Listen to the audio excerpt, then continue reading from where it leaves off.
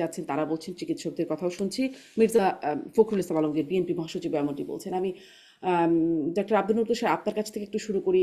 মানে দেশের মানুষ তো এটি নিয়ে নিশ্চয়ই অধীর আগ্রহী যে তিনি আসলে ঠিক কেমন আছেন। শুনছি আমরা, তারপরেও আপনি চিকিৎসক হিসেবে কি বুঝতে পারছেন যে আসলে আহ, মানে আমি যদি আপনার কাছে জানতে চাই আপনার আসলে কি মনে হচ্ছে পরিস্থিতিটা? তিনি তো দীর্ঘদিন যাবৎ অসুস্থ ছিলেন, তার অসুস্থতা কি এটি নিয়ে তার যারা চিকিৎসক মন্ডলী রয়েছেন তারা একাধিকবার আগেও আমাদেরকে ব্রিফ করেছেন, এবং তার অসুখের গতি প্রকৃতি কি হবে এটাও কিন্তু তারা এক ধরনের আমাদেরকে জানিয়েছিলেন। তিনি এরই মধ্যে একবার লন্ডনেও গিয়েছিলেন, সেখানে চিকিৎসা হয়েছে। যেটি সবাই একটু অভিযোগের সুরে বলছেন যে তিনি সশস্ত্র বাহিনী দিবসের অনুষ্ঠানে গিয়েছিলেন হুম। এবং সেখানে অনেক মানুষ জড়ো হয়েছিল এবং তার মাস্ক ঠিক জায়গাতে ছিল না বলে অনেকে সন্দেহ করছেন যে সেদিন হয়তো সংক্রমণ হয়ে থাকতে পারে। কিন্তু এটা আসলে নিশ্চিত করে বলা সম্ভব না যে কোথা থেকে সংক্রমণটা হয়েছে। কিন্তু যেটি আমরা জেনেছি ডাক্তারদের কাছ থেকে যে তার নিউমোনিয়া হয়েছে, তার শ্বাসতন্ত্রে সংক্রমণ হয়েছে, শরীরের কিছু কিছু জায়গাতে পানি এসেছিল এরকম তারা বলেছেন, এবং সেগুলি তারা আহ উন্নত চিকিৎসা যা রয়েছে সবই তাকে দেয়া হয়েছে। তো তার যে বয়স এবং তার যে শারীরিক পরিস্থিতি, তাতে যে কোনো অসুস্থতাতেই তার রিকভারি ফেজটা বড় হবার কথা, লম্বা হবার কথা। এই বয়সে মানুষ একজন যুবকের মতো দ্রুত সুস্থ হয়ে ওঠে না, যে কোনো অসুস্থতা একটু বেশি সময় নেয়। তো সেই কারণে আমার কাছে মনে হয় যে তিনি হয়তো সুস্থ হয়ে উঠবেন ইনশাল্লাহ, এবং যদি সুস্থ হয়ে ওঠেন এইবার হয়তো একটু সময় বেশি লাগতে পারে। তবে একটু আগে আমি জেনেছি যে তাকে বিদেশে নিয়ে যাওয়ার কথাও চিন্তা ভাবনা করা হচ্ছে এবং এয়ার অ্যাম্বুলেন্সের কথাও চিন্তা করা হচ্ছে। তো যারা তার তদারক করছেন তারা এই ব্যাপারে সিদ্ধান্ত নেবেন। তবে এই ধরনের রোগীর ক্ষেত্রে সিদ্ধান্ত গ্রহণ খুব দ্রুত হতে হয়, কোনোভাবেই দেরি করার কোনো সুযোগ থাকে না, এবং প্রতিটি সিদ্ধান্ত আহ, অত্যন্ত নিখুঁত এবং আহ, মানে একেবারেই সঠিক হতে হয়। তো আমার ধারণা হুম। যে তিনি যে হাসপাতালে আছেন সেটি তো বাংলাদেশের একটি সেরা হাসপাতাল। সেখানে অনেক বিশেষজ্ঞ চিকিৎসক আছেন, তার ব্যক্তিগত চিকিৎসকের দলও বিশেষজ্ঞ চিকিৎসকরা আছেন, বাইরে থেকেও অনেকে তার এই চিকিৎসা প্রসেসের সঙ্গে যুক্ত হয়েছেন। তাহলে আমার কাছে মনে হয় যে চিকিৎসায় ভুল হবার কোনো সুযোগ নেই।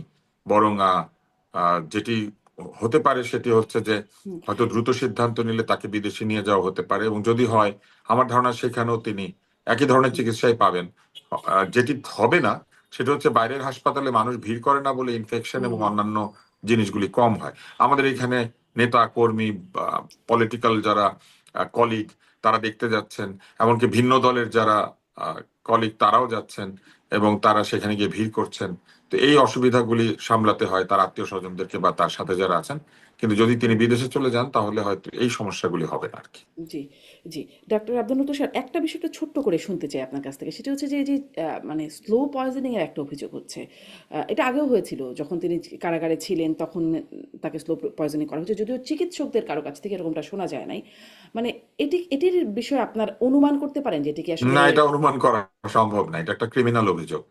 এটা একটা ক্রিমিনাল অভিযোগ, তাই না? স্লো পয়জনিং, হত্যার চেষ্টা। মানে তো আমি আসলে অনুমানটা এজন্য জিজ্ঞাসা করছি ডাক্তার আব্দুল না, তুষার যে এটা মানে অনুমান করা চিকিৎসা সম্ভব না। চিকিৎসা প্রক্রিয়া তো চলছে, চিকিৎসা প্রক্রিয়া তো চলছে। তো কি কারণে এটা হচ্ছে এটা তেমন ডাক্তাররা ডিটেক্ট করতে পারেন। তো এটি কি কোনো একটা কারণের মধ্যে থাকতে পারে কিনা? যদি থাকে তাহলে সেটা না, বেরিয়ে এটা আসার সম্ভাবনা এটা থাকে যিনি কিনা? বলেছেন তিনি তো চিকিৎসক না। না, ফলে তাকে সেজন্যই এটা ব্যাখ্যা করতে সেজন্যই হবে যে উনি প্রশ্ন। কেন এটা বলছেন, তাকে কোন চিকিৎসক এটা বলেছেন বা কোন প্রমাণের ভিত্তিতে বলেছেন, এটা তো তাকে বলতে হবে। আমি তো এই বিষয়ে মন্তব্য করতে পারবো না, কেননা আমি তো এটা জানি না। কিন্তু এই ধরনের কিছু ঘটলে নিশ্চয়ই তার চিকিৎসকরা বলতেন। তিনি তো বিদেশেও গিয়েছেন, সেখানে নিশ্চয়ই বলা হতো।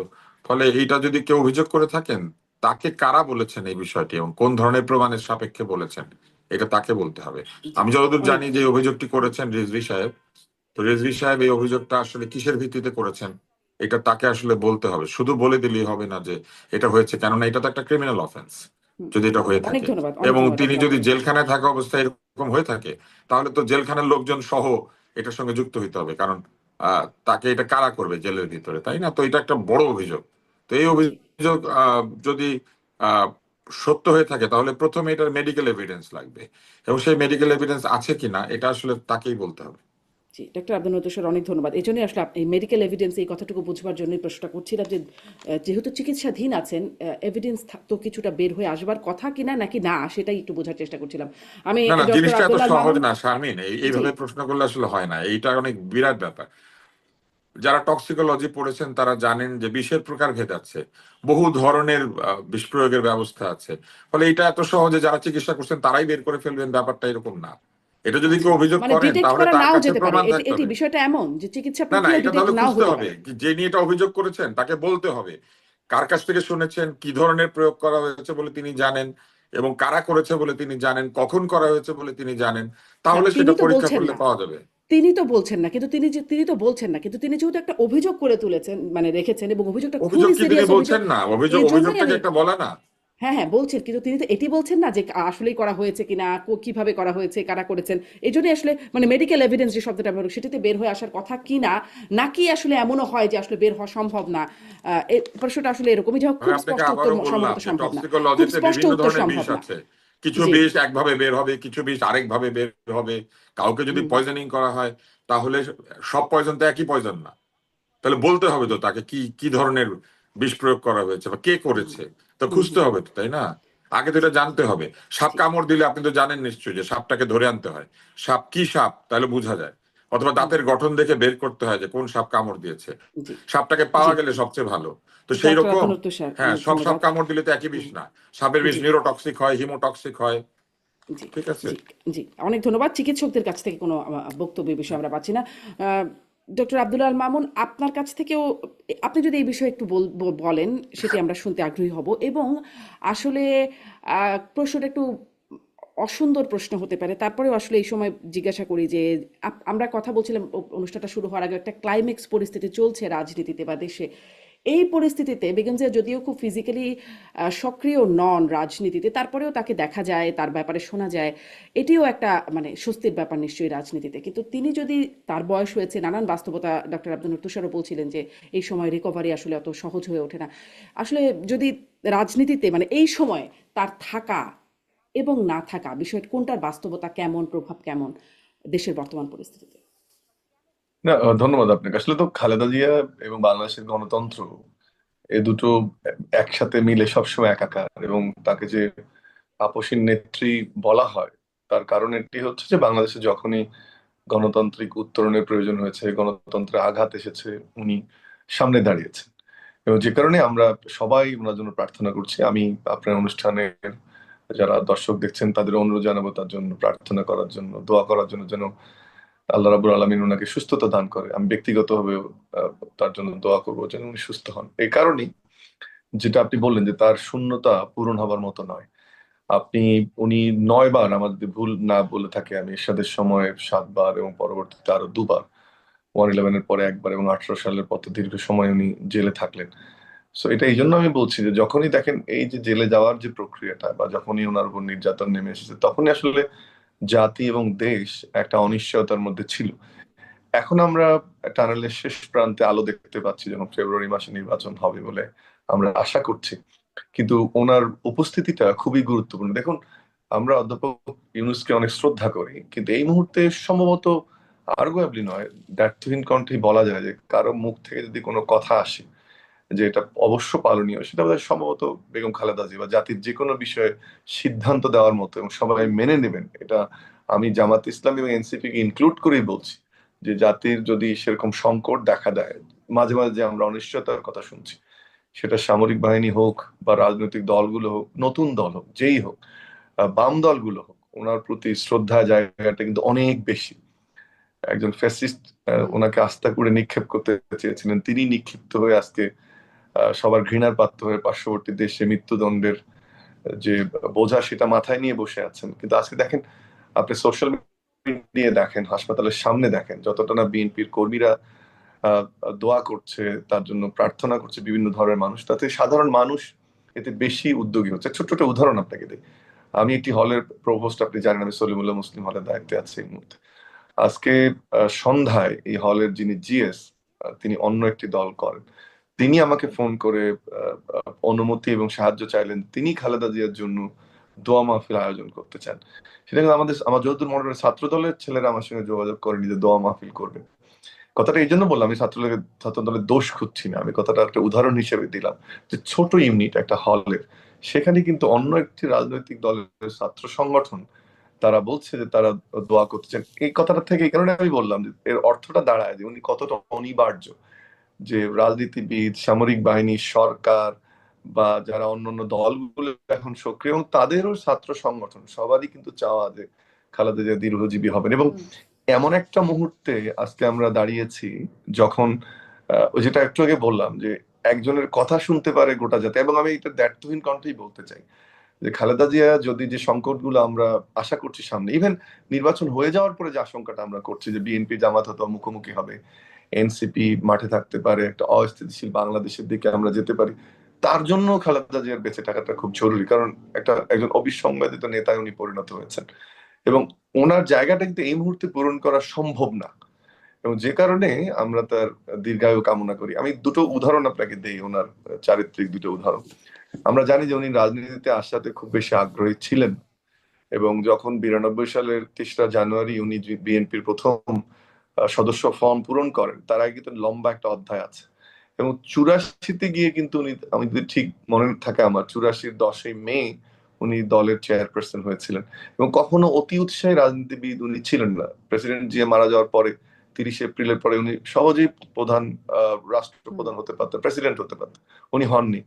যখন 21শে জানুয়ারি বিএনপির পরবর্তী 82 সালের 21শে জানুয়ারি যখন বিএনপির প্রধান নির্বাচনের কথা আসে, তখনও কিন্তু যখন সাত্তার সাহেব ওনার কাছে গেছেন, গিয়ে বলছে যে আমি দলের প্রধান থাকতে চাই, তখন বিএনপি কে রক্ষা করা অনেক বড় একটা দায়িত্ব ছিল। কারণ অনেকে ইতিমধ্যেই সাত্তারের মন্ত্রিসভায় চলে গেছে, পিছনে এরশাদের একটা বড় ষড়যন্ত্র ছিল যেন উনি রাজনীতিতে না আসতে পারেন। এই ছোট্ট গল্পটা আমি এই জন্য বলছি, তাহলে বোঝা যাবে যে প্রেক্ষাপটটা কত গুরুত্বপূর্ণ ছিল।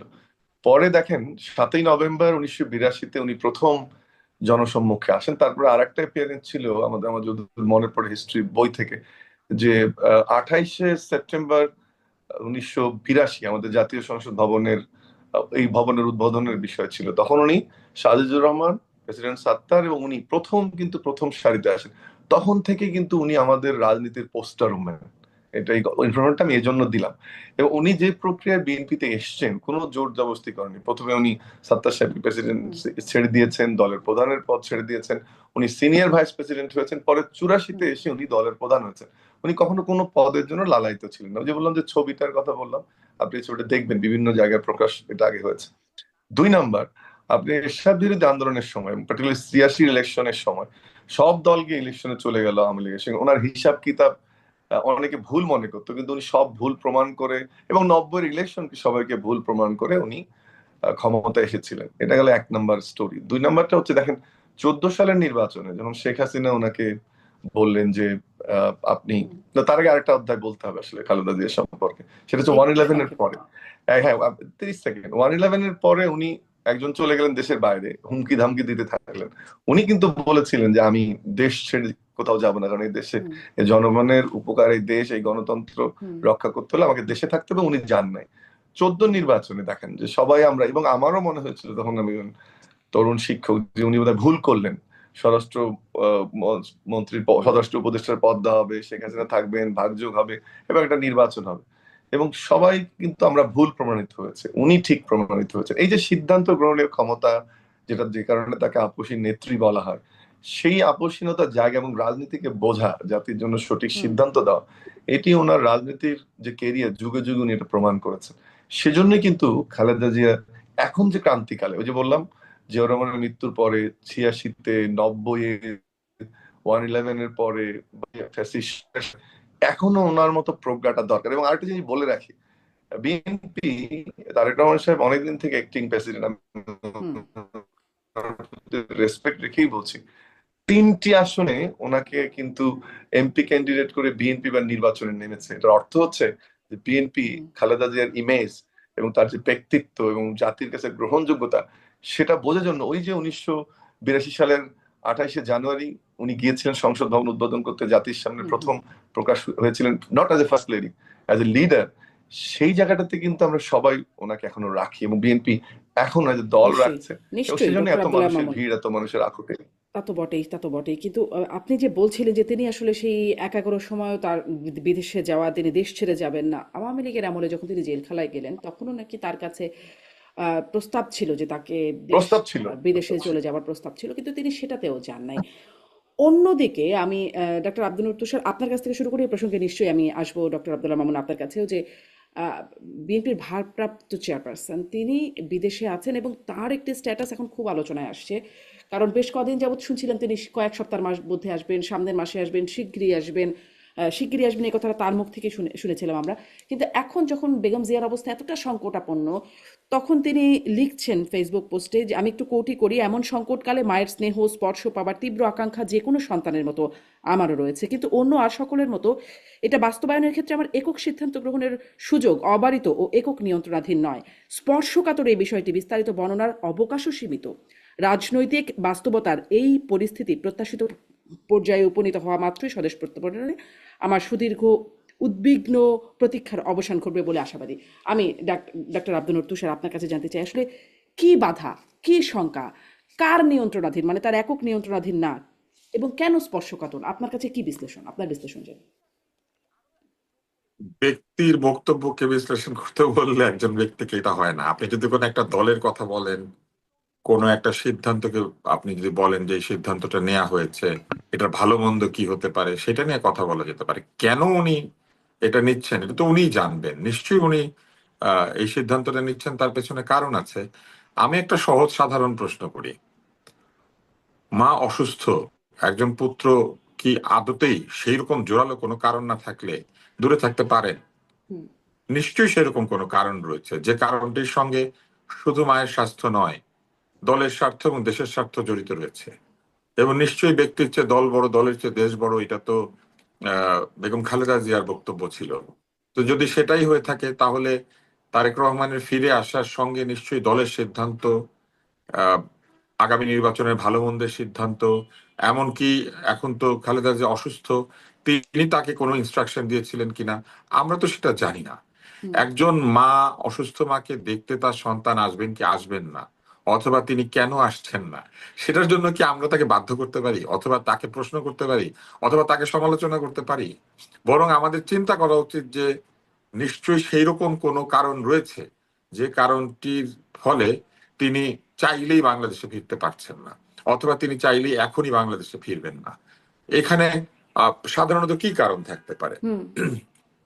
রাজনৈতিক কারণ থাকতে পারে, নিরাপত্তাজনিত ঝুঁকি থাকতে পারে, নির্বাচনের তফসিল ঘোষণার সঙ্গে তার আসা এবং যাওয়ার একটা সম্পর্ক থাকতে পারে, আহ এর বাইরেও অনেক কিছু থাকতে পারে যে বিষয়গুলো আমরা আসলে জানি না। আমরা আহ, তাকে যেভাবে আমি দেখতে পাচ্ছি যে সমালোচনা করা হচ্ছে ফেসবুকে বা অন্যান্য জায়গাতে, আমি মনে করি এটি অনধিকার চর্চা।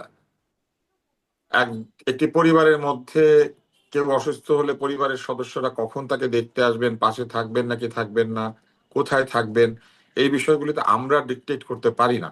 এমনও তো হতে পারে যে বিদেশে উন্নত চিকিৎসার জন্য তিনি চেষ্টা করছেন এবং সেখানে তার থাকা দরকার, মানে অনেক কারণ থাকতে পারে।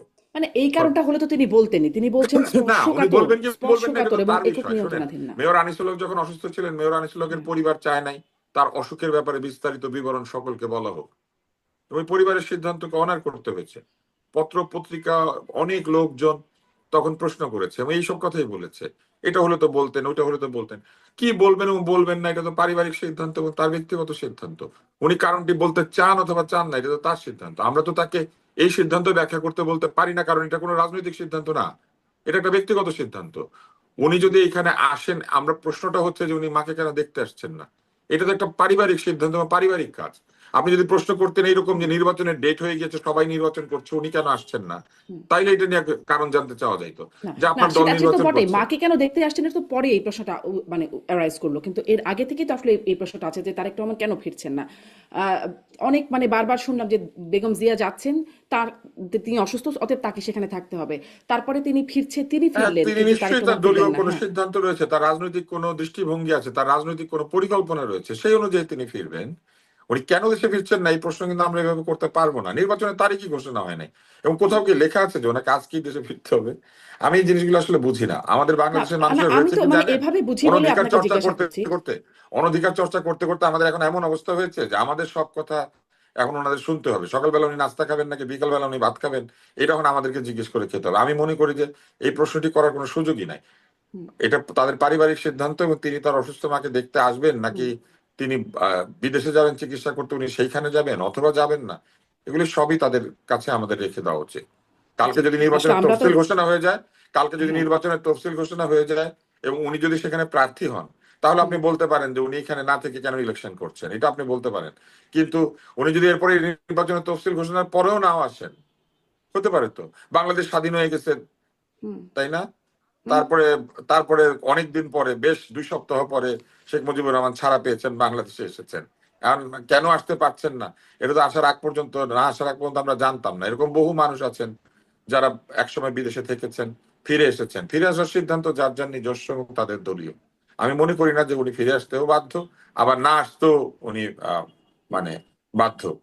উনি যেহেতু বলেছেন যে এখানে একটি সিদ্ধান্ত নয়, এখানে অনেক বিষয় বিবেচনা করতে হচ্ছে, এবং যেহেতু সেগুলি এক ধরনের সেন্সিটিভ ইনফরমেশন তিনি শেয়ার হুম করতে চান না, আমার মনে হয় এই বিষয়টাকে আমাদের শ্রদ্ধা করা উচিত। জি, শ্রদ্ধা তো নিশ্চয়ই করবো আমরা, কিন্তু মানে অনধিকার চর্চা হলে প্রশ্নটা এজন্যই হয়তো যে তিনি একজন একটা রাজনৈতিক দলের শীর্ষ নেতৃত্ব তাতে এবং কিছু আসে যায় না। রাজনৈতিক এবং দলের এবং সদস্যের তিনি মা আসলে অসুস্থ আপনার হলে আমার উনি তিনি আসবেন একজন কি আসবেন পাবলিক না, ফিগার। আর হুম শীর্ষ নেতৃত্ব হলে উনি আসবেন কি আসবেন না, এটা তার দায়িত্ব। পাবলিক ফিগারের ব্যক্তিগত জীবনে প্রবেশ করার অধিকার আমরা পাই নাই, হুম এগুলো আমরা কিন্তু করি আমরা বলে আমাদের সবসময় শুনি অভ্যাস হয়ে দেশের গেছে। মানুষ তাকে চায় যে তিনি ফিরুক, দলের নেতাকর্মীরা চাচ্ছেন তিনি উনি ফিরুক, ফিরবেন, মানে ওনার ওনার দলের, উনি তো ওনার দলের কাছে দায়বদ্ধ, তারপরে দেশের কাছে দায়বদ্ধ, এবং দল এবং দেশের লোক যে উনি হুম ফিরুক চায়, এটা তো উনি হুম জানেন। কিন্তু ফেরার সময়টা তো উনি ঠিক করবেন, আমরা ঠিক করে দেবো না। জি নিশ্চয়ই, সেটি তো বটেই ডাক্তার আব্দুল লতিফ সাহেব, কিন্তু উনি সেই ঠিক করার জায়গায় বাধাটা কোথায় সেই অ্যানালাইসিসটাই আমরা হয়তো বাধাটা একটু উনি জানবার বলতে চেষ্টা চান করছি। নাই, ডাক্তার এবং আব্দুল্লাহ সেটাকে আমাদের মামুনের অনার কাছেও আমি করা একটু শুনি উচিত। কি বাধা যে আছে এটা উনি বলতে চান জি নাই, নিশ্চয়ই আমরা এটা তো সেটি তো আমাদের অনার অনার করছি, করা আমরা তো উচিত, ওনাকে তাই না? গিয়ে বল প্রয়োগ করবো না যে আপনি এখনই ফেরেন, ফিরতে হবে, না না আমরা কিন্তু জাস্ট আলোচনার না স্বার্থে। না কিন্তু এই বল প্রয়োগ ছাড়াও এই প্রশ্নটা বারবার করাটাও আসলে অসমীচীন। আমি তবুও একবার করতে করলেই চাই যথেষ্ট। ডক্টর আব্দুল্লাহ মামুন, আপনার কাছ থেকেও একটু এই মানে অসমীচীন প্রশ্নটাই করে একটু জানতে চাই আসলে কি অ্যানালাইসিস, কি মনে হয় কি বাধা থাকতে পারে, সেটি কি নিরাপত্তাজনিত, সেটি কি রাজনৈতিক, মানে একটা আমরা তো একটা অ্যানালাইসিসে যেতে চাই, এবং তার একক সিদ্ধান্ত না কেন, কেন স্পর্শকাতর, আপনার কি মনে হয়? দেখুন, আমি আমি যেটা ব্যক্তিগতভাবে মনে করি যে এই প্রশ্নটি করার অধিকার আসলে আমাদের সবার আছে।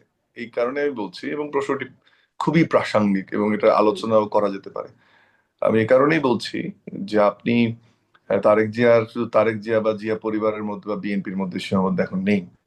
ধরে নিলাম, আল্লাহ মাফ করুক, যে খালেদা জিয়ার কোনো সমস্যা হলো, হুম সেক্ষেত্রে কিন্তু এই দেশের ভরসার জায়গাটা হয়ে উঠবেন তারেক রহমান। এটা আমি একটু আপনাকে আন্ডারলাইন করতে বলবো। তার মানে বোঝাতে চাচ্ছি প্রশ্নটা করার অধিকার আমাদের আছে, কিন্তু তার যে দেশে ফেরা না ফেরার বিষয়টা, এর সঠিক সিদ্ধান্তটাও তাকে নিতে হবে। সমস্ত আবেগ, সমস্ত অনুযোগ, অভিযোগ, সমস্ত রিস্কের উপরে গিয়ে যখন উনি ভালো মনে করবেন, ওনাকে সিদ্ধান্তটা নিতে হবে। এটি হচ্ছে প্রথম কথা। এবং সেখানে আমি মনে করি যে সবার, অনলাইন অফলাইনে আমাদের সবার অধিকার আছে তারেক রহমানকে জিজ্ঞেস করার যে উনি কবে দেশে ফিরবেন। কিন্তু যেটা করা যাবে না, এই দেশে ফেরার নামে ওনাকে প্রশ্নবিদ্ধ করে সমালোচনাটা করাটা আমি মনে করি অন্যায়, কিন্তু প্রশ্নটা করা অন্যায় নয়। দ্বিতীয় যে বিষয়টি, সেটি হচ্ছে যে আসলে কি তারেক জিয়া ফিরলে, প্রথম কথা, তারেক জিয়া একজন সাধারণ সন্তান না। উনি এই হুম মুহূর্তে দেশের আশা আকাঙ্ক্ষার প্রতীক, কিন্তু উনি আবেগের জায়গাটায় খালেদা জিয়া হয়তো বা। তো তাকে ওনার যে, উনি দেশে এসে অন্যান্য সাধারণ মানুষের মতো মায়ের সেবা শুশ্রূষা করতে হবে এই প্রযুক্তির দিকে, সেটি আমি ব্যক্তিগত আসলে মনে করি না। এটি হচ্ছে দ্বিতীয় কথা। কারণ আমি নিশ্চিত উনি এখন যে সিদ্ধান্তগুলোই এভার কেয়ারে হচ্ছে, প্রত্যেকটির সাথে উনি যুক্ত। আজকে যে এয়ার অ্যাম্বুলেন্সের কথা হচ্ছে, ইংল্যান্ডে যাওয়ার কথা হচ্ছে, বা বলা হচ্ছে না পরবর্তীতে যাবে, মির্জা ফখরুল অন্য স্টেটমেন্ট দিলেন, যদিও তারেক রহমান একজন উপদেষ্টা বলেছেন এক কথা, মির্জা ফখরুল অন্য কথা বললেন। তো সবকিছু মিলে আসলে উনি যে যোগাযোগে থাকছেন, এটা নিয়ে আমার কোনো সন্দেহ নেই। এর আগেও যখন খালেদা জিয়াকে নিয়ে যাওয়া হয়েছে, উনি পুরো প্রক্রিয়ায় যুক্ত ছিলেন। উনি এয়ারপোর্টে এসে নিজে মাকে নিয়ে গেছেন, এবং সেটাই হওয়া উচিত বলে আমি মনে করি। তৃতীয়ত আর একটা বিষয়, যে এখন যে ধরেন টাইম টু টাইম উনি আইসিইউ তে আছেন, হয়তো বা খালেদা, তারেক রহমান গিয়ে একবার দেখতে পারেন, হ্যাঁ আবেগের জায়গাটা হুম ভিন্ন, যে ছেলে দেশে আছেন, কিন্তু ওখানে গিয়ে বসে ওরকম মায়ের সেবা শুশ্রূষা করার সুযোগ আছে সম্মত নেই। এটা তুষার ভাই, আপনি, আমার মা যেই থাকুক, সেই সুযোগটা ছিল না। তো সমালোচকদের এই বিষয়গুলো ভাবতে হবে। চতুর্থ আরেকটি খুব গুরুত্বপূর্ণ বিষয়ের অবতারণা করি, তৃতীয় আসলে এটা, সেটা হচ্ছে যে তারেক জিয়াকে দেশে ফিরতে গেলে তার ব্যক্তি তারেক জিয়া, পরিবার তারেক জিয়ার বাইরে, দল তারেক জিয়ার বাইরে, দেশ এবং আন্তর্জাতিক অঙ্গনের কিছু ভাবনা তার মাথায় থাকতে হবে এই মুহূর্তে দেশে ফেরার জন্য। এটা এই জন্য বলছি যে সেটা যদি না থাকে, তিনি একজন যোগ্য নেতা হিসেবে বহিঃপ্রকাশ তার হবে না, বরং ইমোশনাল একজন সাধারণ সন্তান, সাধারণ মানুষ হিসেবে তার বহিঃপ্রকাশটা হবে। চতুর্থ পয়েন্ট আমার এই কারণে এখানে গুরুত্বপূর্ণ।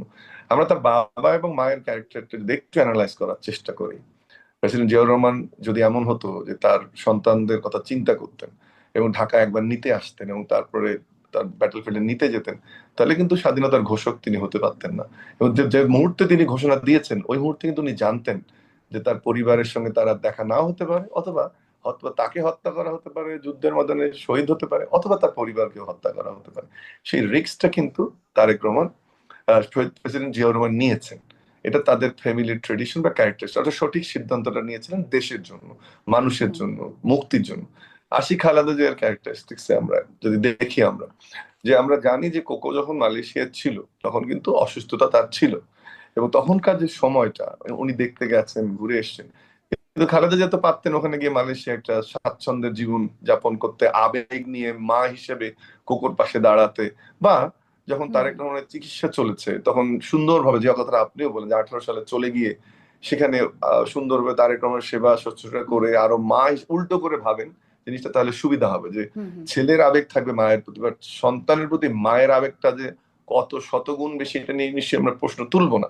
তাহলে উনিও কিন্তু চলে যেতে পারতেন মালয়েশিয়াতে বা ইংল্যান্ডে গিয়ে তারেক রহমান বা আরাফাত রহমানের চিকিৎসা করতে, দেশের গণতন্ত্র মানুষের জন্য যখন যুদ্ধ চলছিল ভোটের জন্য, অধিকার আদায়ের জন্য, সেটা উনি নাও করতে পারতেন। সেটি কিন্তু জিয়া পরিবারের দ্বিতীয় প্রমাণ প্রেসিডেন্ট জিয়া, এরপরে হচ্ছে বেগম খালেদা জিয়া, এবং এবারে একই পরীক্ষার শিকার কিন্তু তারেক রহমান। সো উনি সঠিক সিদ্ধান্ত নিবেন, যেভাবে উনি ওনার ওনার বাবা নিয়েছিল, ওনার মা নিয়েছিল, উনিও একইভাবে সঠিক সিদ্ধান্ত নেবেন বলে কিন্তু আমরা আবার বিশ্বাস মওদুদ করি। আহমেদের বইতে আমরা প্রয়াত নেতা বিএনপি তিনিও এই বিষয়ে তিনি লিখছেন 2008-এ তত্ত্বাবধায়ক সরকারের ওই সময়টাতে তারেক রহমান কোকো রহমানকে দেশের বাইরে পাঠানোর জন্য আমি ওই একটা বইয়ের কম্প্রোমাইজে রেফারেন্সটাকে যেতে আমার হয়েছিল। মতো করে আমি বুঝছি, ওই বই থেকে আপনাকে বলছি আমি। মওদুদ আহমেদের ওই বই থেকে বলছি, মাহফুজুল্লাহর বই আপনি এটা পাবেন, হুম মাহফুজুল্লাহ সাহেবের বই, এই হুম দুটো বই, এরপরে আমাদের আব্দুল লতিফ মাসুমের বই স্টোরি গুলো উঠে এসছে, আমি সেই বইগুলো জিস্ট আপনাকে বলছি। সো এইটা খুব সহজ ভাবে দেখলে একজন সাধারণ সন্তানের এসে মায়ের কাছে দাঁড়ানোর বিষয় না, হুম হুম, বা নিশ্চয়ই। একজন সাধারণ মা হিসেবে সন্তানের কাছে যাওয়ার জন্য না। যদি তখন যেত, হয়তোবা কথা হতে পারে যে তখন তো বিএনপির আন্দোলন সফল হয়নি, কিন্তু ওই যে খালেদা জিয়ার স্যাক্রিফাইস, যদি 111-এর সময় খালেদা জিয়া বাংলাদেশ থেকে চলে যেত, যে -2 কথা আমরা বলি, আমি নিশ্চিত সেই -2 আসলে দেশে ঘটতো। হুম তখন ওই আরেকজন বীর বেশে এসে হুম থ্রেড দিয়ে এয়ারপোর্টে শেখ হাসিনা নামতে পারতো না, এটা নিয়ে আমার কোনো সন্দেহ নেই। হুম হয়তো আমি যেন একাডেমিক হিসেবে কথা বলছি, কেউ কেউ মনে করতে পারে আমার বক্তব্যগুলো পার্টিজান, কিন্তু আপনি এক ধরনের স্বস্তি আমাকে দিলেন কয়েকটা বইয়ের রেফারেন্স দিয়ে, যে হুম আপনি যে বইগুলো পড়েছেন সেই বইয়ের জিস থেকে আমি কথাটা বলছি। তো এটাকে সাধারণভাবে দেখার যুক্তি নেই। আমি মনে করি নিশ্চয়ই। প্রশ্ন প্রশ্ন তুলতে হবে, প্রশ্ন হুম হুম তুললেই উত্তর আসবে, কিন্তু প্রশ্ন করার অধিকার থাকবে মানুষের। কিন্তু মানুষকে এমন ব্যবহার করা যাবে না, যেটা তুষার ভাই যে অ্যাঙ্গেলটাতে গেলেন, হুম হুম যে একটা সাধারণ মানুষের মতো সমালোচনা করা, কোনো ব্যক্তিকে আক্রমণ করা, এটি মোটেও কাম্য নয়। সেটি না করে বরং একটু, যে কথা আলোচনাটা আমরা করলাম, যদি হুম হুম, আমি জানি না আমরা তুষার ভাই এবং আমি কতটুকু জ্ঞানগর্ভ আলোচনা করতে পারলাম, বাট সমস্ত চিন্তার কিছু খোরাক নিশ্চয়ই আপনার নিশ্চয়ই। যারা দর্শক দেখছেন নিশ্চয়ই তারা আপনি পাবেন। ওই যে -2 আমি কথা একটু বললেন, আমি -2 একটু কারেক্ট প্রক্রিয়া করে দিই, উনি আইসিইউ তে নাই, উনি সিসিইউ তে আছেন। সিসিউতে। সিসিইউতে আছেন, সিসিইউ রাইট, কাজ সিসিইউ, করছে। জি। সিসিইউতে। আমি ওই যে ওই প্রশ্নটা একটু যেতে চাই যে -2 প্রক্রিয়া যেটি সেটিতেও মানে এই সরকার আসার পরে বিএনপির একদম মির্জা ফখরুল ইসলাম আলমগীর থেকে বিভিন্ন পর্যায়ে নেতারা বারবার বলেছেন 1/11 প্রক্রিয়া চলছে, -2 প্রক্রিয়া চলছে। সেটি কি এখনো চলমান? এটিরই একটা অংশ কি কোনোভাবে, মানে এরকম কথা বেশ অনেকবার শুনেছি। ডক্টর আব্দুল লতিফ স্যার আপনার কাছ থেকে এটা শুনবো, তবে তার আগে আরেকটা প্রশ্ন একটু করি। এটা আমি আসলে দুজনের জন্য এই প্রশ্নটা রাখছি। যে প্রশ্নটা যে আহ, বেগম জিয়া, তারেক রহমান ফিরতে পারছেন না, স্পর্শকাতর বিষয় আছে, তার একক নিয়ন্ত্রণাধীন না। বেগম জিয়া তিনি কিন্তু লন্ডনে গেলেন কিছুদিন আগে চিকিৎসা নিতে, এবং আমরা সবাই জানি, খুব স্বাভাবিক চিন্তা থেকেই বুঝতে পারি যে তার চিকিৎসা আরও বিস্তারিত চিকিৎসা বা আরও ফার্দার চিকিৎসার প্রয়োজন আছে, সেই সময়ও ছিল। কিন্তু তিনি তবুও দেশ বিদেশ মানে লন্ডন থেকে দেশে ফিরলেন। এটির আসলে কেমন মানে বাস্তবতা, যেখানে তিনি খুব সক্রিয় রাজনীতি দেশে করতে পারছেন না, কিন্তু লন্ডন থেকে তিনি দেশে ঠিকই তার সেই শারীরিক অবস্থা নিয়ে ফিরলেন। এটিরও কেন পর্যালোচনা করা সম্ভব, ডাক্তার আব্দুল নূর তুষার? হ্যাঁ, পর্যালোচনা করা সম্ভব। আপনি যদি পুরনো বক্তব্যগুলি তার দেখেন, সেখানে তিনি কিন্তু অনেকবার বলেছেন যে তিনি দেশের মানুষকে ছেড়ে কোথাও যাবেন না এবং তিনি এইখানেই মৃত্যুবরণ করতে চান। এই কথাটি কিন্তু তিনি বহুবার তার বিভিন্ন হুম বিভিন্ন বক্তৃতায় বক্তব্যে তিনি সেটা বলেছেন। এবং তিনি যে চিকিৎসা করতে গিয়েছিলেন সেই চিকিৎসারও কিন্তু বিস্তারিত বিবরণ আমাদের কাছে ডাক্তাররা জানান নাই। এই জিনিসটাকে বলে পেশেন্টের কনফিডেন্সিয়ালিটি। পেশেন্ট এবং ডক্টরের মধ্যে একটা কনফিডেন্সিয়ালিটি এগ্রিমেন্ট থাকে। পেশেন্ট যদি অ্যালাউ না করে, তাহলে ডাক্তার তার চিকিৎসা তথ্য তার পরিবারের বাইরে বা তার অনুমোদিত ব্যক্তিবর্গের বাইরে অন্য কাউকে দিতে পারে না। ফলে ওইখানে ডাক্তাররা তাকে কি বলেছেন, তার শারীরিক প্রক্রিয়া বা গতি প্রকৃতি, অসুখের গতি প্রকৃতি কোথায় যাবে, আরো উন্নত চিকিৎসা সেইখানেই করা বাধ্যতামূলক কিনা, অথবা ওই চিকিৎসা বাংলাদেশেও করা সম্ভব, এই বিষয়গুলি নিশ্চয়ই তার সঙ্গে আলাপ হয়েছে। আমরা আরেকটা জিনিস ভুলে যাচ্ছি যে ওনার পুত্রবধূ কিন্তু ঢাকা মেডিকেল কলেজ থেকে পাশ করা একজন ডাক্তার এবং উচ্চশিক্ষিত, পরে তিনি উচ্চশিক্ষাও করেছেন। এবং আমরা 1 বছরের ছোট বড় আমরা একই সঙ্গে ক্লাস করেছি। উনি যখন সেকেন্ড ইয়ারে, আমি তখন ফার্স্ট ইয়ারে। আমাদের মেডিকেল কলেজে ফার্স্ট ইয়ার থেকে ফিফথ ইয়ার পর্যন্ত এই কমন ক্লাস থাকে, এবং সেই ক্লাসগুলি আমাদেরকে করতে হয়। অ্যানাটমি ফিজিওলজির কমন ক্লাস থাকে। পরে যখন ওনারা থার্ড ইয়ারে উঠে গিয়েছেন, তখন আবার কমন ক্লাস থাকে পাবলিক হেলথের। তো এইভাবে আমরা কমন ক্লাসে একসাথে ক্লাসও করেছি। উনি সবসময় মেধাবী একজন ছাত্রী ছিলেন এবং চিকিৎসকও। তো ফলে তার পরিবারের চিকিৎসক আছে, তাই নিশ্চয়ই তাদের একটা কোনো সিদ্ধান্ত ছিল, যে সিদ্ধান্তের মধ্যে দিয়ে তারা বুঝেছেন যে তিনি বাংলাদেশে আসলেও তার চিকিৎসার কোনো হিতে বিপরীত বা বিপরীতে হিত হবে না, তার চিকিৎসা করার সক্ষমতা বাংলাদেশে রয়েছে। এই কিন্তু জন্যই এই যে তিনি এখন ফেরত শুনছি যে এসেছেন। তার নাকি বিদেশে নেওয়া তার এখন খুবই প্রয়োজন, কিন্তু পরিস্থিতি তাকে সাপোর্ট করছে না, তার শারীরিক বাস্তবতা। না, বিদেশে নিয়ে যাওয়া প্রয়োজনীয়তার বিষয়টি হয়তো ফলো আপের জন্য থাকতে পারে, কিন্তু আমরা এটা শুনি না এর আগে যে তাকে বিদেশে নিয়ে যাওয়ার জন্য আবার দরকারি হয়ে উঠেছিল। কেননা যদি বিদেশে যাওয়ার মতো অসুস্থ তিনি থাকতেন, তাহলে তো এই সম্প্রতি সশস্ত্র বাহিনী দিবসে তিনি সবার সঙ্গে মিলিত হতেন না, ওইখানে সবার সঙ্গে হাত মিলিয়েছেন, কথা বলেছেন। আমরা দেখলাম প্রধান উপদেষ্টা, আমাদের সেনাবাহিনীর প্রধান সহ গুরুত্বপূর্ণ ব্যক্তিরা সেখানে গিয়েছেন। এমনকি বিভিন্ন রাজনৈতিক দলের নেতৃবৃন্দ তার সঙ্গে সেখানে সাক্ষাৎ করেছেন, এবং তিনি আনন্দিত চিত্তে ছিলেন। আমরা দেখেছি তিনি হাসছিলেন, কথা বলছিলেন। আমরা দেখেছি যে আর্থ্রাইটিস তাকে অনেক ক্ষতি করেছে তার, কিন্তু আমরা তার মনোবলের ঘাটতি কিন্তু সেখানে দেখতে পাই না, এবং তিনি যথেষ্ট আহ আমি বলবো যে আভিজাত্যের সঙ্গে এই অনুষ্ঠানটিতে হাজির হয়েছিলেন। এমনও হতে পারে যে এই অনুষ্ঠানটি তো শুধু এই প্রথম তিনি যান না, তিনি তো সামরিক বাহিনীর একজন সদস্যের স্ত্রী। ফলে এই অনুষ্ঠানটির সঙ্গে তার হয়তো আবেগও জড়িত ছিল, এই জন্য হয়তো তিনি যেতে চেয়েছেন, আমরা তো জানি না। কিন্তু ডাক্তার হিসেবে অনেকেই সমালোচনা করেছেন যে কেন তাকে নেওয়া হলো, তার মাস্ক কেন সবসময় নাকের উপরে ছিল না। এই বিষয়গুলি এখন বলে আসলে কোনো ক্ষতি বৃদ্ধি হবে না, কোনো ভালো মন্দ কিছু নেই। বরং আমাদের চিন্তা করতে হবে কত ভালো চিকিৎসা দিয়ে তার জীবনকে আরো দীর্ঘায়িত করা সম্ভব এবং তার কষ্ট লাঘব করা সম্ভব। একই সঙ্গে আমি যেটা বলতে চেয়েছি, প্রশ্নটা একবার দুইবার করলে ঠিক ছিল, কিন্তু দেখেন পুরো সোশ্যাল মিডিয়াতে শত্রু মিত্র নির্বিশেষে এমন ভাবে বলছে যেন দয়াহীন মায়াহীন একজন ব্যক্তি মাকে দেখতে আসছেন না। ব্যাপারটা কিন্তু সেরকম না। এত বড় একটা দলের দায়িত্ব নিতে হচ্ছে তাদেরকে, চান বা না চান, পারিবারিক ভাবেই হোক কিংবা নেতৃত্বের উত্তরসূরি হিসেবেই হোক, এই বিষয়গুলি তাদেরকে বিবেচনায় নিতে হচ্ছে। আমাদের উপমহাদেশের রাজনীতির যে গতি প্রকৃতি, তার মধ্যে কিন্তু বহু প্রশ্ন জড়িত থাকে।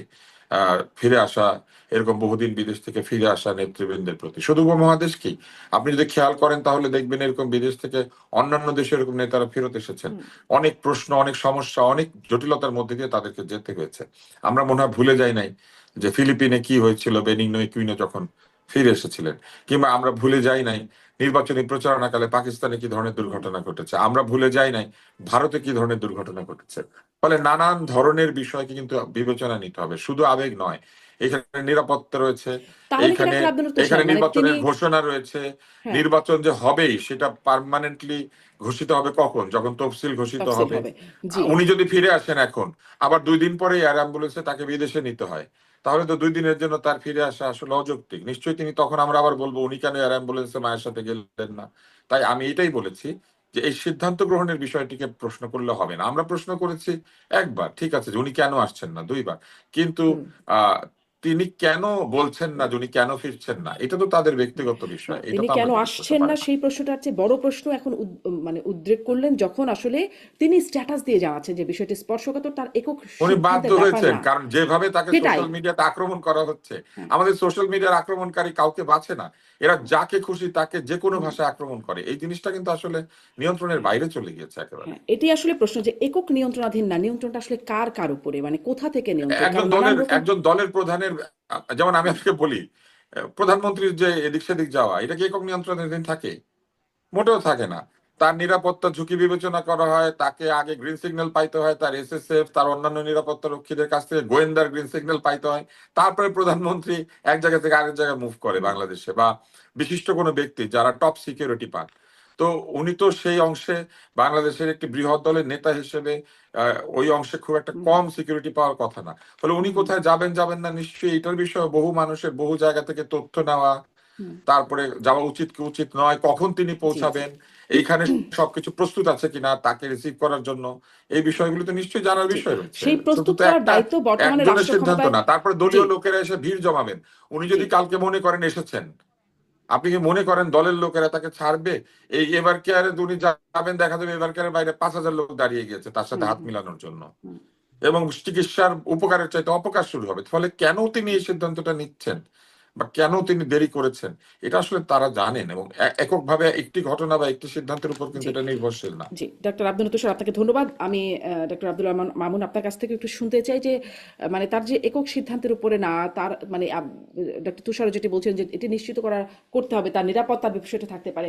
সরকারের পক্ষ থেকে আগেও বলা হয়েছে, প্রেস সচিব আবারও তিনিও বলছেন আবার যে সরকারের পক্ষ থেকে তার নিরাপত্তা দেওয়া আছে, মানে এটি তার সরকারের নিরাপত্তায় সরকারের পক্ষ থেকে কোনো বাধা নাই, এবং নিরাপত্তা নিশ্চিত করা হবে, এই বিষয়টা আগেও শুনেছি। তার জন্য বুলেট প্রুফ গাড়িও কেনা হলো।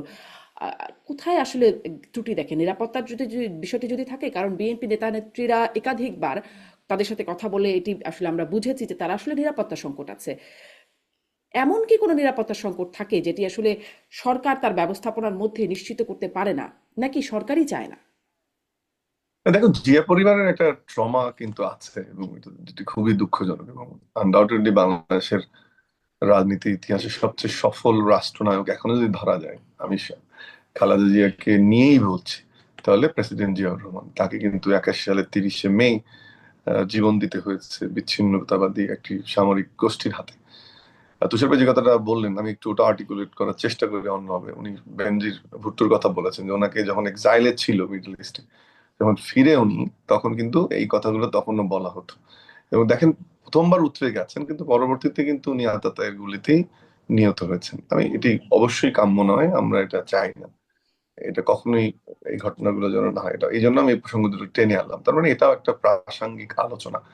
আমি ব্যক্তিগতভাবে যতটুকু জানি, এই যে তারেক রহমান সাহেবের নিরাপত্তা নিয়ে যারা কাজ করছেন, যতটুকু আমাদের সাথে আলাপ আলোচনা হয়, আমার যতটুকু আমি জানি তার পুরো ব্যবস্থাপনাটা এখন পর্যন্ত হয়নি। আমি এটা একেবারে ফার্স্ট হ্যান্ড ইনফরমেশনই আপনাকে দিচ্ছি, যতটুকু আমি বিএনপি সোর্স থেকে জানতে পেরেছি। যেহেতু প্রতিদিনই টক শোতে কথা বলতে হয়, এটা আমরাও, আপনি জানেন, আপনার মতো আমরাও আপডেটেড থাকার চেষ্টা করি। সেটি আমি নিশ্চিত করে বলছি যে ওনার যে পূর্ণাঙ্গ নিরাপত্তা ব্যবস্থা, ওনার বাসা, ওনার ওনার যে এন্ট্রান্স যারা থাকবে, যারা নিরাপত্তা দেবে, আর্মার্ড, অন্যান্য প্রোটেকশন, শিল্ড, আমি ইচ্ছা করে শব্দগুলো অ্যাভয়েড করছি, প্রপার টার্মও আমার সব জানা নেই, বাট সেটি জানি যে এখন পর্যন্ত আমদানি রপ্তানি নানান বিষয়গুলো আছে, এবং পুরোটা এখন পর্যন্ত আসলে ব্যবস্থাপনাটা হয়নি।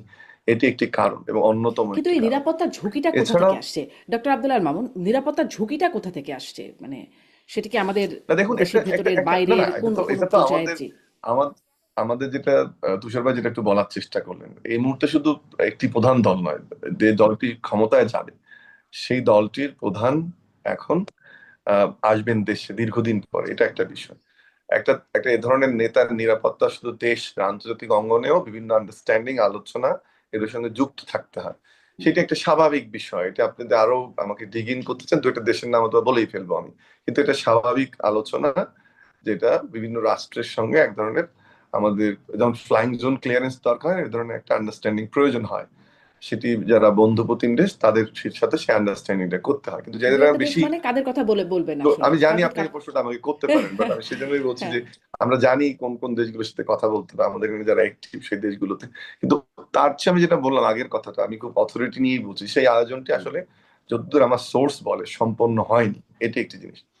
আর একটা হচ্ছে যে আমাদের মতো দেশে যখন রাজনৈতিক নেতৃবৃন্দ, আমি ডিফেন্স স্পেশালিস্ট না, এই গত কয়েকদিন এইসব আলোচনায়, তারেক রহমান সাহেবের কেন্দ্রিক আলোচনায় একটু আর্মিদের, আমার বন্ধু বান্ধব যারা, তাদের সাথে কথা বলার চেষ্টা করেছে, যে একটা মিটিং এ ধরেন উনি নামলেন, সেই ওনার গাড়ির যে প্রোটেকশন, কিন্তু মিটিং থেকে হেঁটে স্টেজে যাওয়া, স্টেজের প্রোটেকশনও নাকি সিকিউর করা যায় এখন জ্যামার ট্যামার অন্য অন্য কিছু দিয়ে, আমি ঠিক জানি না। কিন্তু এই যে ওয়াকওয়েটা যেদিক থেকে উনি নেমে গাড়িটা থেকে যাবেন বা একটা স্পটে, যেটা তুষার ভাই বললেন, he articulated well even being a doctor, যে তার একটা নিরাপত্তা ব্যবস্থাপনাটা নানান ভাগে ভাগ থাকে।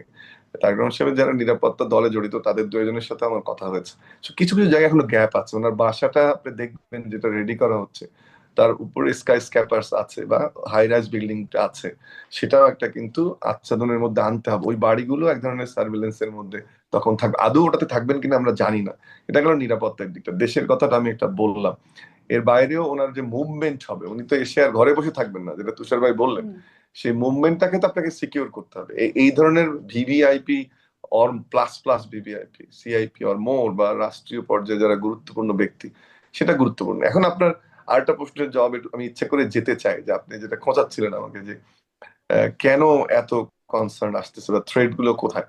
এই যে যে সরকারটি উৎখাত হয়েছে, আপনি কি মনে হয়, খুব বেসিক সেন্স, দেশে অস্থিতিশীলতা তৈরি করতে পারলে তাদের একটা সুবিধা হবে। তুষার ভাই যথার্থই বলছেন যে কিছু লোকের অতি মাতামাতি আমরা দেখতে পাচ্ছি। আপনি আমাকে 10 সেকেন্ড একটু অ্যালাউ করবেন একটু তুষার ভাইয়ের সাথে একমত পোষণ করার জন্য। অনলাইনে এখন যেভাবে ক্যারেক্টার অ্যাসাসিনেট করা হচ্ছে মানুষের, অপতথ্য, মিথ, ইনক্লুডিং মিথ, আমার সার্টিফিকেট বলে দেওয়া হচ্ছে যে আমি সার্টিফিকেটে আমার সেম ক্লাস পেয়েছি, বা বলা হচ্ছে আমি অমুক দলে স্বাক্ষর করেছি, আমি স্বাক্ষরটা এইভাবে করে এটাকে উঠে ঘুরায় দেওয়া হচ্ছে। আমাকে বলেছে আমি ডাক্তারি পাশ করি নাই। আপনি ডাক্তারি পাশ করেন, এটা রেগুলার হচ্ছে। আমরা যারা যখনই কথা বলছি কোন একটি দলের বিপক্ষে যাচ্ছে, যেমন আমার নিজেরই মার্কশিট আমার রোল ভুল করে ইয়েলো চিহ্ন দিয়ে আমাকে সাইন করে ব্লুতে স্বাক্ষর করেছে, দেখানো হয়েছে। আসলে আমি স্বাক্ষরটা করি এভাবে, আমার স্বাক্ষরটা এসছে এভাবে, কিন্তু ওইটা তো আর যারা অনলাইনে দেখছেন তারা তো আর দেখছেন না, বিকজ এটা এডিটেড কোনো ভার্সন না যারা আসছে। এই জায়গাটা খুবই দুঃখজনক। আমরা জুলাই আন্দোলনে আমি ঢাকা বিশ্ববিদ্যালয়ের 10 জন শিক্ষককে heroes of July revolution award দিয়েছিল, তাদের মধ্যে আমি একজন। কিন্তু এইরকম জুলাই আমি অনলাইনে দেখতে চাইনি আসলে। যে কথা বলার স্বাধীনতা মানে আপনি কারোর ক্যারেক্টার অ্যাসাসিনেট করবেন বা আপনি কাউকে ছোট করবেন, একদম যে ভাষায় গালি দেওয়া হচ্ছে। তুষার ভাইয়ের মধ্যে কোনো একটা প্রোগ্রাম আমি দেখলাম, he is very much correct. আমি ওনার ওনার কোথায় সমালোচনা, ওনার ব্যক্তিগত ইস্যু, ওটাতে যেতে চাই না। উনি একটা কথা আমার ভালো লেগেছে, যে ভাষায় গালি দেওয়া হচ্ছে অনলাইনে, আমরা তো এই ভাষাটা, আমি ঢাকা বিশ্ববিদ্যালয়ের শিক্ষক হিসেবে তো বটেই, শিক্ষার্থী হিসেবে কল্পনা করিনি যে এই ভাষাটা কোনোদিন লিখবে কেউ, এই শব্দটা কেউ কোনোদিন লিখবে, কেউ কোনোদিন পোস্ট করবে। এটা অত্যন্ত কুরুচিকর, অরুচিপূর্ণ। আমি জানি না কোন ভাষায় সুন্দর করে বলবো, বাট কোনোভাবেই গ্রহণযোগ্য নয়। এবং আমাদের এই ম্যাক্সিমাম লেখাগুলো আমরা জানি না তরুণরা, যুবকরা কে কারা লিখছে, কারণ বট আইডি নামে একটা নতুন শব্দের আমদানি হয়েছে। কিন্তু অত্যন্ত দুঃখজনক যে যে ভাষাগুলো অনলাইনে ব্যবহার করা হচ্ছে, অথবা বন্ধু বান্ধবদের মধ্যেও সেই ভাষাগুলো আমরা সচেতন ভাবে খুব কম ব্যবহার করেছি। আপনিও, আমরা কন্টেম্পোরারি হব সম্ভবত, বা আপনি আমাদের মধ্যে একটু জুনিয়র হবেন, বাট এটা কল্পনাও করা যায়নি যে ভাষাগুলো কি হবে। এবং তারই আমি কিন্তু আসলে এই ঘটনাগুলো, প্রশ্নটা করছিলাম, মানে এটা এই প্রসঙ্গের বাইরে তো বলবো, আমি এই যাবো, প্রশ্নটা আমি আমি আবার একজন তরুণ যিনি মানে ঢাকা বিশ্ববিদ্যালয়ের কেন্দ্রীয় সংসদ নির্বাচনে তিনি নির্বাচিত হয়েছেন, তাকে আমি জিজ্ঞাসা করছিলাম যে এত কেন গালাগালি হচ্ছে এই সময়। তিনি আসলে কুলনেস শব্দটা ব্যবহার করেছে, যে এই ধরনের গালাগালি করাটা এখন একটা কুলনেস না দেখেন, আমি আমি একটা, আমার একটা স্টুডেন্ট, ওকে ও নতুন যে, আমি বলেই ফেললাম আর কি, বাকশাস করতো, তো ভাষার ব্যবহার দেখে দিন আমার সহ্য করতে না পেরে তাকে আমি বললাম যে ডোন্ট ডু দিস। আমি তোমার কাছ থেকে, ছেলেটা আবার আমার উত্তরবঙ্গের, বললাম যে ডোন্ট ডু দিস। দেখলাম যে কয়েকদিন করলো না, গতকালকে এমন একটা দেখলাম, যেগুলো ফেসবুকে আমাদের যুক্ত থাকে, এমন একটা কথা সে লিখেছে, যদি আমি দেশে থাকতাম, আমি এই মুহূর্তে ইন্দোনেশিয়াতে, এবং গিয়ে আমি ওকে ধরেও নিয়ে আসবো, সরি টু সে টক শোর মধ্যে কথাটা বলছি, ওকে জিজ্ঞেস করবো যে তুমি কোন রুচিতে এটা রিপিট করলে। এবং আমার ক্লাসের মধ্যে আমি কথাগুলো বলছি, তুষার ভাই যেমন অনলাইনে বা টক শোতে বলছেন, বাট কথাটা খুবই খুবই দুঃখজনক। এবং এটা আমরা একটা সোশ্যালিতে কথা বলি যে সোশ্যালাইজেশন, নানান এজেন্ট থাকে, মিডিয়া সোশ্যালাইজেশন একটা এজেন্ট, অর্থাৎ এরা শেখায় যে কিভাবে ব্যবহার করতে হবে। আনফর্চুনেটলি স্যাড সোশ্যালাইজেশন, যেটা কোনো এক্সপেক্টেড না। আমি ঘুরে যাই আপনার ওই কথাটার মধ্যে, যে যারা অস্থিতিশীল করতে চাচ্ছে তারাও কিন্তু এই তারেক রহমান সাহেবের ঘটনাটাতে প্রভোগ করছে, যে উনি কেন আসেন না, আসা উচিত নানান ভাবে। আমি তো জানি না, এবং তারা তো দেশকে অস্থিতিশীল করতে চাইবে। এখন তাদের এইসব বক্তব্যে, অনলাইন লেখনীতে আপনি যদি প্রভোক্ট, আমি কিন্তু তারেক রহমান সাহেবের জায়গায় হলে, উনি যে শব্দটা নিয়ে আজকে টানাটানিটা হচ্ছে, আমি এটা লিখতাম না। আমি তুষার ভাই বা আমার যে জায়গাটা, আমি ওই জায়গায় থাকতাম, যে আমি জানি আমি কেন যাচ্ছি না, ইউ ক্যান রাইট। বাট উনি যেহেতু একটা বড় রাজনৈতিক দলের প্রধান, ওনার ভিউটা ডিফারেন্ট, উনি সেটা দিয়েছেন। কিন্তু এইসব অনলাইনে বকা ঝকা বা অনলাইনে ক্যারেক্টার অ্যাসাসিনেট করার কারণে, মায়ের দরদ সমালোচনা করার কারণে উনি দেশে আসবেন এটা আমি ব্যক্তিগতভাবে চাই না, বরং উনি অ্যাসেস করবেন ওনার সিচুয়েশন, এবং যারা হয়তো বা কেউ এটার মাধ্যমে সুযোগ নিতে চাচ্ছে তাদেরকে সেই সুযোগটা উনি নিশ্চিত দিবেন না। একজন প্রজ্ঞাবান রাজনীতিবিদ হিসেবে, দেশ নেতা হিসেবে উনি সঠিক সিদ্ধান্ত নেবেন বলে আমি আশা করি। নিশ্চয়ই ডক্টর মামুন, আপনাকে ধন্যবাদ। আমি একটু মূল প্রসঙ্গে যাবার আগে একটু ডক্টর আব্দুল নূর তুষার, এটি আপনার কাছ থেকে খুব সংক্ষেপে আপনিও যদি একটু বলেন যে এই যে ক্যারেক্টার অ্যাসোসিয়েশন, বিএনপির মহাসচিব মির্জা ফখরুল ইসলাম আলমগীরও বলছেন যে সামাজিক যোগাযোগ মাধ্যমে একরকম মবই চলছে। আপনি তো নিজেই বললেন যে আপনি নিজেও তার শিকার। আপনাকে নানান আগের ভিডিও, পরের ভিডিও, নানান কিছু দিয়ে অনেক কিছু করা হচ্ছে, খুব ভাইরাল হচ্ছে বিষয়গুলো আসলে, যেহেতু আপনারা কথা বলেন, পাবলিক ফিগার। মানে এগুলো কি এভাবে চলতে থাকবেই, নাকি এটার বিরুদ্ধে কোনো ব্যবস্থা নেওয়ার সুযোগ আছে? এটা নিশ্চয়ই ন্যায্য নয়। না, ন্যায্যতা অন্যায্যতার বিষয়টি আগে আমাদেরকে সকলে মিলে একমত হতে হবে।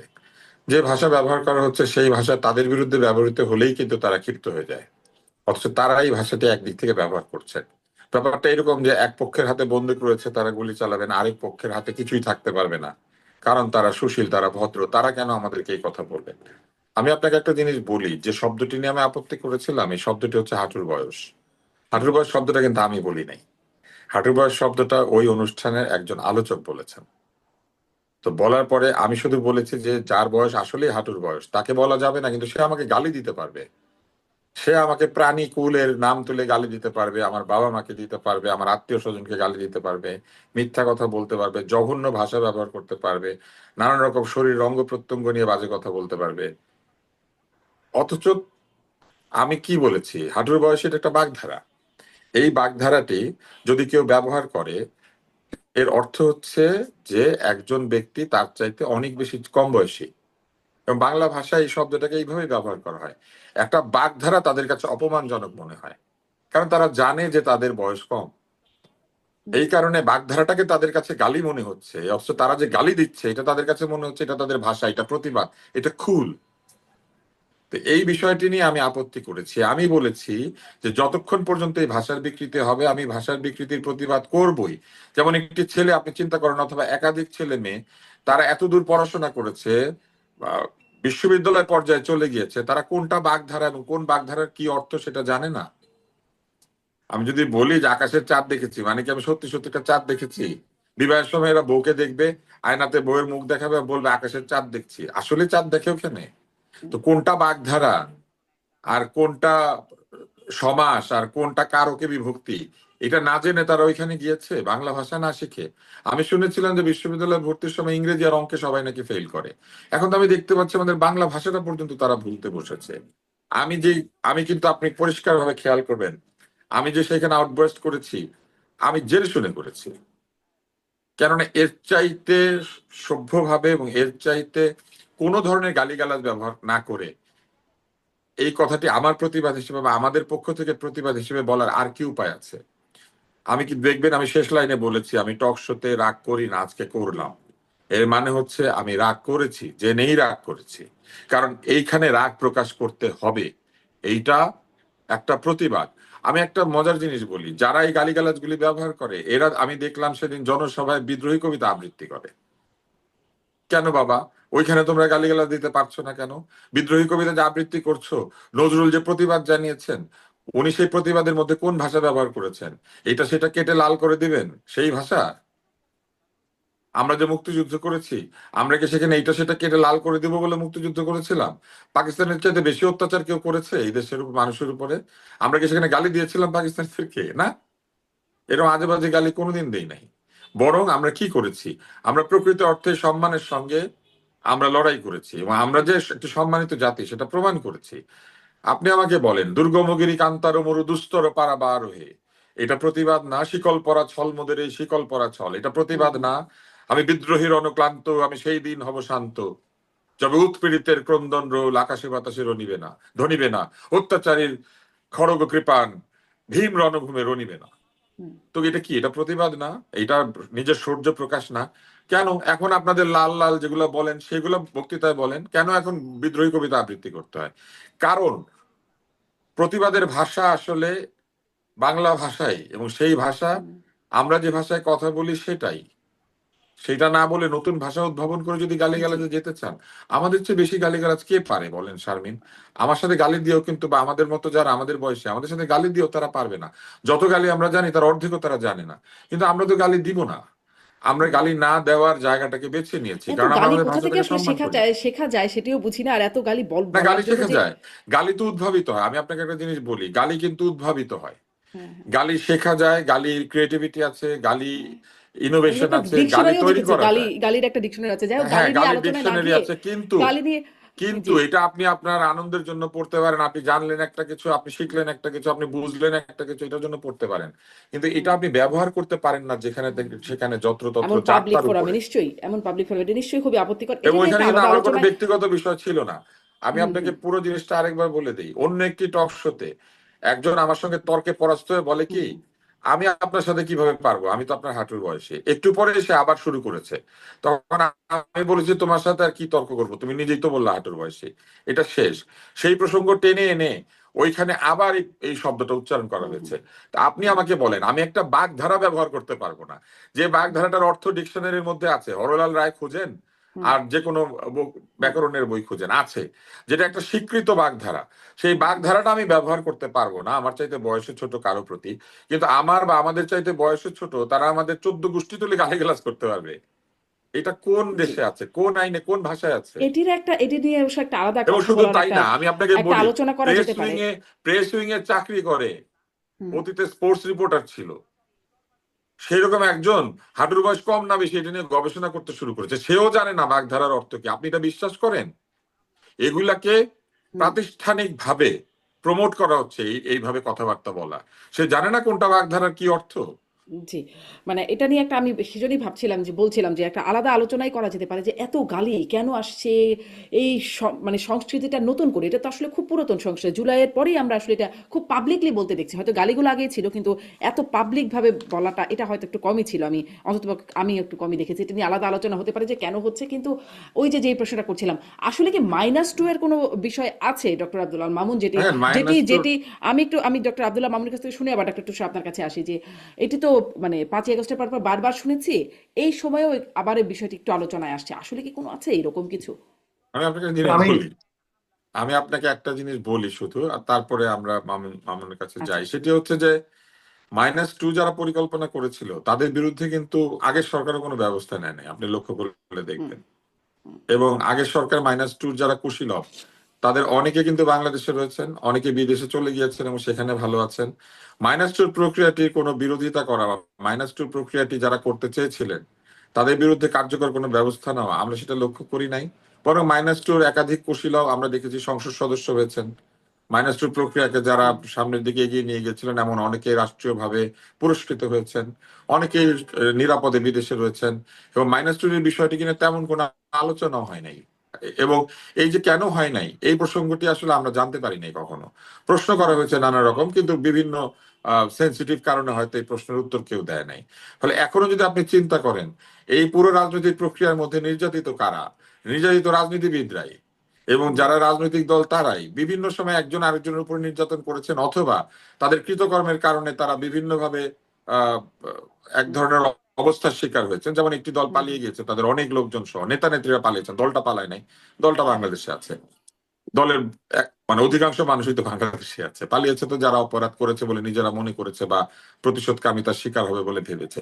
কিন্তু আপনি বলেন, যারা -2 ফর্মুলা করার চেষ্টা করেছিল তাদের কিচ্ছু হয়েছে? বাংলাদেশে কিচ্ছু হয় নাই। আপনি বলেন তো, কারো শাস্তি হয়েছে, কারো বিরুদ্ধে কোনো মামলা হয়েছে, কাউকে কিছু হুম বলা হয়েছে? ফলে -2 প্রক্রিয়া বন্ধ হয়ে গিয়েছে এই কথাটা তো বলা যাবে না। -2 সময় একটি রাজনৈতিক দল গঠন করার একটা প্রক্রিয়া ছিল, আপনার নিশ্চয়ই মনে আছে। হুম আমরা নতুন রাজনৈতিক দল ঘোষণার একটা প্রক্রিয়ার কথা শুনেছিলাম। তো সেই প্রক্রিয়া যারা শুরু করেছিলেন বা যারা তখন সেই প্রক্রিয়ার সঙ্গে যুক্ত ছিলেন, তারা কি এখন বাংলাদেশে নাই? হুম। তারাও তো আছেন। ফলে -2 হারিয়ে গেছে বা -2 পরিকল্পনাটা নাই কোথাও, এটা নিশ্চিত করে নতুন বলা একটি যাবে না। রাজনৈতিক দল বলতে ডক্টর ইউনূসের রাজনৈতিক দলটির কথা -2 বলছেন? প্রক্রিয়া, না, ফেরদৌস আহমেদ কোরেশিও একটা করেছিলেন। হুম হুম ওই সময় একটা দল তৈরি করেছিলেন, আপনার নিশ্চয়ই মনে আছে। হুম হুম হুম কোরেশি সাহেব একটা দল করেছিলেন, সেই দলটা তৈরি হয়ে গিয়েছিল। আর ইউনূস সাহেবেরটা তো হয় হয় করতে করতে হয় নাই।